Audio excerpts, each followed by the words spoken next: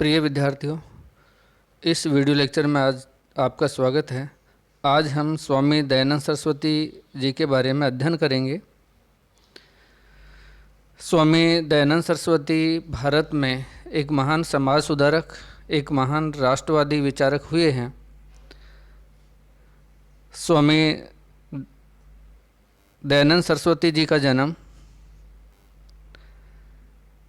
गुजरात के टंकारा नगर में सन 1824 में हुआ था। उनका परिवार का या पारिवारिक नाम मूलशंकर था। उन्होंने अल्प आयु में ही नीति शास्त्र, यजुर्वेद, व्याकरण, काव्य एवं साहित्य का अध्ययन किया।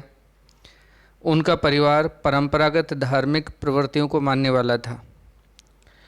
तो इस तरह से जो स्वामी दयानंद सरस्वती थे, उनका मूल नाम मूलशंकर तिवारी था और उनके पिता तत्कालीन मौर्वी राज्य में एक प्रतिष्ठित पद पर कार्य करते थे। वे एक धर्मपरायण व्यक्ति थे जो सदैव व्रत, पूजा, उपासना और धार्मिक कार्यों में निरंतर लगे रहते थे। उनकी माँ भी धार्मिक विचारों की एक उदार महिला थी। तो इस तरह से परिवार का जो वातावरण था वो पूरी तरह से धार्मिक वातावरण था और इसी धार्मिक वातावरण में मूलशंकर की शिक्षा दीक्षा का कार्य प्रारंभ हुआ।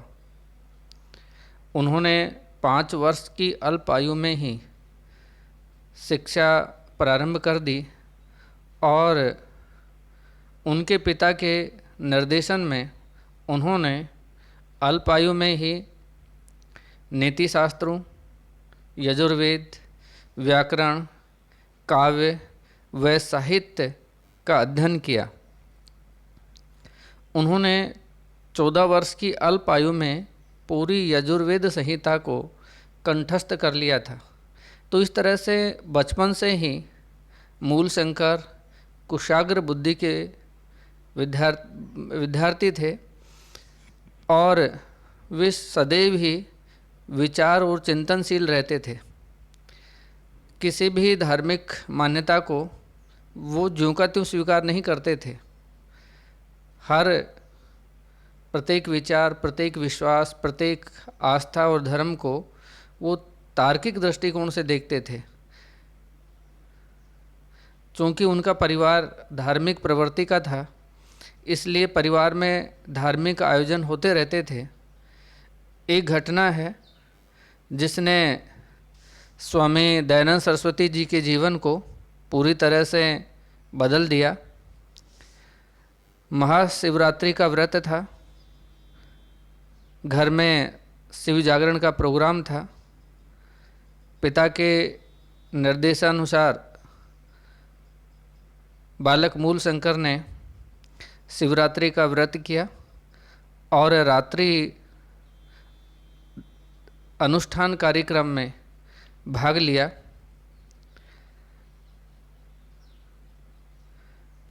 रात्रि जागरण के दौरान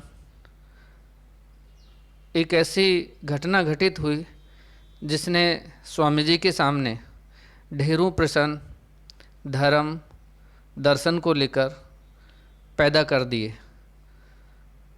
घटना यूँ है कि रात्रि जागरण हो रहा था।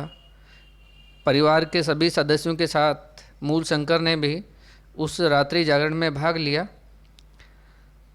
बाकी के सदस्य धीरे धीरे जैसे जैसे रात्रि ढलती गई वैसे वैसे नींद के आगोश में चले गए, यानी सभी सो गए, लेकिन मूलशंकर जागता रहा।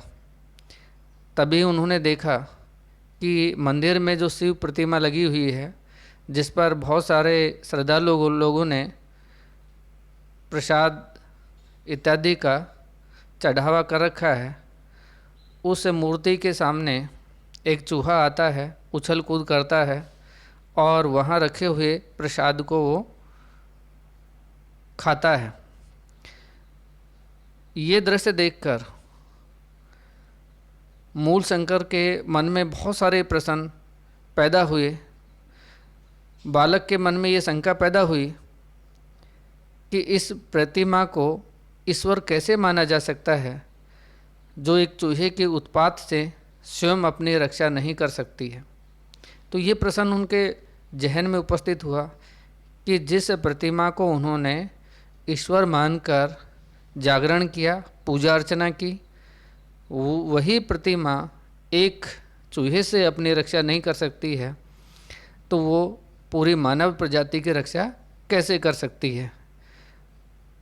उनके मन में ये प्रश्न उपस्थित हुआ कि ये मूर्ति भगवान नहीं हो सकती है, इसलिए मंदिरों में जो प्रतिष्ठित मूर्तियां हैं उनमें भगवान नहीं बसते हैं। इसी जिज्ञासावश उन्होंने अपने पिता को जगाया और पूरी घटना या पूरा वृतांत सुनाया, लेकिन उनके पिता ने भी उनकी इस जिज्ञासा को शांत नहीं किया। ये सारी घटना देखकर उनका जो जिज्ञासु मन था, मस्तिष्क था, उसमें बहुत सारे प्रश्न उमड़ने लगे, घुमड़ने लगे। जीवन, मृत्यु, धर्म, आध्यात्मिकता, इन सारे चीज़ों को लेकर बहुत सारे प्रश्न बालक मूल शंकर के मस्तिष्क और मन में आने लगे। जैसे उनका वो प्रश्नों के संसार में डूबते चले गए। सांसारिक बातों से उनका मन विरक्त हो गया और इस समय दो ऐसी और घटनाएं घटित हुई जिन्होंने उनके अंदर विरक्ति के भाव को और अधिक बढ़ा दिया। इसी समय उनकी प्रिय बहन की मृत्यु हो गई और साथ ही उनके जो प्रिय चाचा थे उनकी भी मृत्यु हो गई। इन दो घटनाओं ने युवक मूल शंकर के विचारशील मन पर गहरा प्रभाव डाला और वे गहन संताप में डूब गए। जीवन मृत्यु के जटिल प्रश्नों ने उनके मस्तिष्क को घेर लिया और वो निरंतर यही विचार करने लगे कि जीवन क्या है, मृत्यु क्या है, सुख क्या है, दुख क्या है, सत्य क्या है, ईश्वर क्या है। ये ऐसे बहुत सारे प्रश्न युवक मूल शंकर के मन में पैदा होने लगे। उनके अंदर वैराग्य प्रवृत्ति जागृत होने लगी। उनके पिता उनकी वैराग्य वृत्ति को देखकर अत्यधिक चिंतित हो गए और उन्होंने ये निर्णय लिया कि इस बालक को वैराग्य पथ पर जाने से रोकने के लिए जल्दी ही इनका विवाह कर दिया जाए। लेकिन जब मूल शंकर के विवाह का समय नज़दीक आया तो उन्होंने गुपचुप तरीके से घर को छोड़ दिया और साधु वेश में तथा अपने अंदर उमड़ते घुमड़ते प्रश्नों को शांत करने के लिए उन्होंने उत्तर भारत के विभिन्न धार्मिक स्थलों का भ्रमण प्रारंभ किया। तो ये भ्रमण काल 1845 से शुरू होता है, जो अगले 15 वर्षों तक जारी रहता है। इन अगले 15 वर्षों में उन्होंने देश के कोने कोने में भ्रमण किया और इस भ्रमण के दौरान उनकी भेंट अनेक साधु और सन्यासियों से हुई। अनेक महात्माओं के संपर्क में आए। इस दौरान उन्होंने अपने अध्ययन और ज्ञान का पर्याप्त विस्तार कर लिया, लेकिन अभी भी उनकी जिज्ञासा शांत नहीं हुई। उनके मन में उठने वाले प्रश्नों का कोई संतोषजनक हल उन्हें प्राप्त नहीं हुआ। भ्रमण के दौरान वे मथुरा जाते हैं और मथुरा में उनकी भेंट नेत्रहीन साधु स्वामी विरजानंद से होती है। स्वामी विरजानंद वेदों के प्रकांड विद्वान थे और उनकी ख्याति उस क्षेत्र में बहुत अधिक व्यापक थी। तो उन्होंने जैसे ही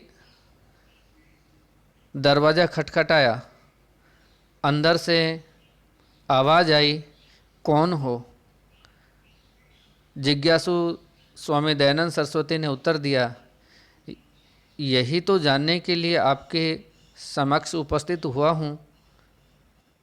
तो इस तरह का जब उत्तर स्वामी विरजानंद ने सुना तो उन्हें लगा कि जिस शिष्य की वो तलाश कर रहे हैं वो शिष्य उन्हें प्राप्त हो गया है। और हम देखते हैं कि स्वामी दयानंद सरस्वती ने विरजानंद के सानिध्य में रहते हुए वेदों और व्याकरण का गहन अध्ययन किया और उन्होंने अपने ज्ञान का विस्तार किया और उनके मन में जो प्रश्न उमड़ते घुमड़ते रहे हैं, जिन्होंने उनको विचलित कर रखा था, वो धीरे धीरे कर शांत होने लगे। और अब बारी आती है 2.5 वर्ष के पूरे अध्ययन के बाद, शिक्षा प्राप्त करने के बाद दीक्षा ग्रहण की बारी आती है। तो इस अवसर पर उनके गुरु विरजानंद ने उनसे दीक्षा के रूप में यह मांगा कि इस देश में वेदों का अध्ययन अध्यापन बंद हो गया है, भारतवर्ष में अज्ञान का अंधकार फैला हुआ है, तुम वेदों के ज्ञान को पुनः प्रतिष्ठित कर इस अज्ञानता के अंधकार को दूर करो। तो इस तरह से गुरु दक्षिणा के रूप में स्वामी दयानंद सरस्वती ने ये वचन प्राप्त किया कि वो अपना जीवन वेदों के प्रचार प्रसार और भारत में धर्म के नाम पर प्रचलित हो रही रूढ़ियों, पाखंडों, अंधविश्वासों के उन्मूलन के लिए अर्पित कर देगा। तो इस तरह से उन्होंने गुरु से विदा लेने के उपरांत अगले 4 वर्षों में पूरे भारत का भ्रमण किया और उन्होंने अनेक नगरों में व्याख्यान दिए। और उस समय के जो कर्मकांडी पंडित थे, जो मूर्ति पूजा में विश्वास रखते थे और मूर्ति पूजा के नाम पर आम लोगों का शोषण करते थे, उनसे उन्होंने शास्त्रार्थ किया और इस शास्त्रार्थ में उन्होंने इन पंडितों को पराजित किया तथा वेदों की प्रतिष्ठा को स्थापित किया। उनके भाषणों को जनता मंत्र मुग्ध होकर सुनती थी। उनके अकाट्य तर्कों ने उनके विरोधियों को निरुत्तरित कर दिया था। उन्होंने अवतारवाद, मूर्ति पूजा, पाखंडवाद और अंधविश्वास का घोर खंडन किया। एक समय पर वाराणसी नगरी में उन्होंने लगभग 300 पंडितों के साथ शास्त्रार्थ किया और अपने अकाट्य तर्कों और वेदों की व्याख्या की प्रामाणिकता के आधार पर उन्होंने पंडित समाज को निरुत्तरित कर दिया। इससे उनकी ख्याति पूरे उत्तर भारत में फैल गई और इस तरह से उन्होंने तत्कालीन हिंदू धर्म में जो कुरीतियाँ, अंधविश्वास, पाखंड प्रचलित थे, उन सारे अंधविश्वासों, पाखंडों का दृढ़ता के साथ, निर्भीकता के साथ खंडन किया और वेदों को प्रतिष्ठित करने का कार्य किया।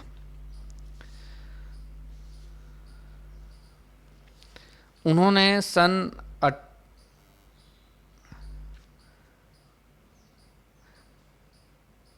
1875 को,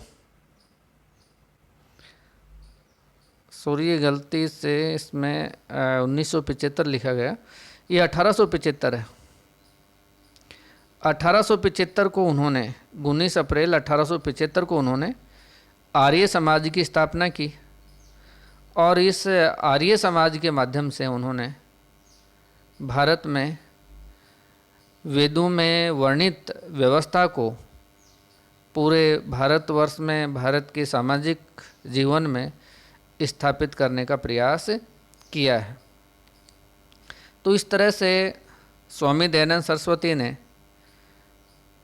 भारत में धार्मिक क्षेत्र में जो अंधविश्वास थे, कुरीतियाँ थी, उन सब को दूर करने के साथ साथ और भारत में उन्होंने वेदों के द्वारा एक ऐसे समाज की कल्पना की जो समानता पर आधारित हो, जिसमें अंधविश्वास नहीं हो, जिसमें जाति पाति छुआछूत के लिए कोई स्थान नहीं हो और जो पाखंडों से रहित हो, जो एक ईश्वर के बिना किसी मूर्ति के पूजा के उसकी उपासना कर सके।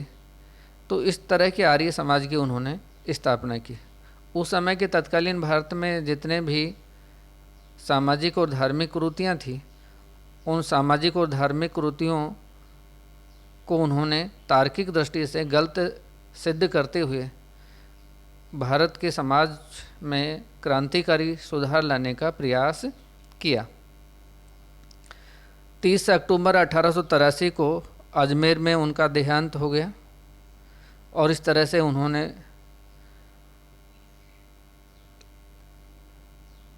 भारत भूमि को अलविदा कहा। वे राजस्थान के उदयपुर के महाराज श्री सज्जन सिंह और जोधपुर के महाराज श्री जसवंत सिंह,